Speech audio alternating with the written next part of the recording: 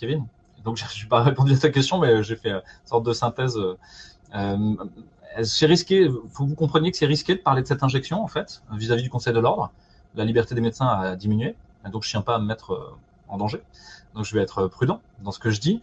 Et si je suis prudent dans ce que je dis, je dirais, mais les femmes jeunes n'ont aucun intérêt et allaitantes n'ont aucun intérêt à faire, on n'a aucun recul. Et la première chose qu'on peut dire, parce que ça, c'est l'ANSM qui le dit, l'Agence nationale de sécurité du médicament, elle dit, quand vous parlez de ces injections-là, vous devez dire, systématiquement, il s'agit d'AMM conditionnel. Ça veut dire que l'ensemble des données de sécurité, l'ensemble des données de pharmacocinétique, l'ensemble des données n'est pas disponible. Vous ne savez pas. L'autre chose qu'on peut dire pour les femmes allaitantes, si elles ont une hésitation quelconque, c'est que l'ensemble des données que vous avez ont été fournies par les laboratoires.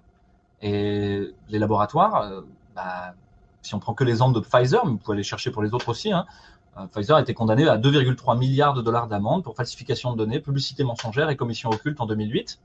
Bon, vous pouvez dire que c'est des menteurs, des tricheurs, et vous allez leur faire confiance. Ou alors vous pouvez dire, bon, je vais faire attention. Il y en a certains, ils se disent, non, mais ils ont pris la leçon. 800 millions de dollars depuis 2008 d'amende pour les mêmes faits. Donc c'est dans leur business model, c'est intégralement intégré à leur façon de concevoir la façon de vendre des médicaments. Donc simplement, est-ce que vous allez faire confiance de manière aveugle à des menteurs, des tricheurs et des voleurs? C'est un peu comme si je vous disais, est-ce que vous confieriez vos enfants à un pédophile multirécidiviste pour le week-end, quoi? Ouais, pas sûr. Est-ce que vous allez confier votre corps à des menteurs, des voleurs et des tricheurs?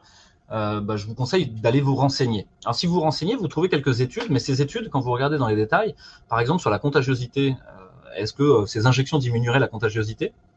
Vous retrouvez qu'en fait, par exemple, dans une étude écossaise sur le sujet, il n'y a pas de test pour une bonne partie des gens. La classification des patients eux-mêmes, elle n'est pas claire, quoi. Et c'était pareil dans les essais Princeps de phase 3. Vous retrouvez que dans l'étude israélienne dont tout le monde fait des gorges chaudes, il y a 10 experts sur 11 ou 12 qui sont en fait financés par Pfizer, dans un contexte où le gouvernement lui-même est financé par Pfizer et où il y a des prix et des ristournes sur une énorme campagne Pfizer. Donc vous dites, bon, ok, ils vont sûrement trouver des trucs géniaux, mais j'ai peut-être un doute, quoi. J'aimerais bien avoir un autre son de cloche, quoi. En tout cas, je vais être prudent.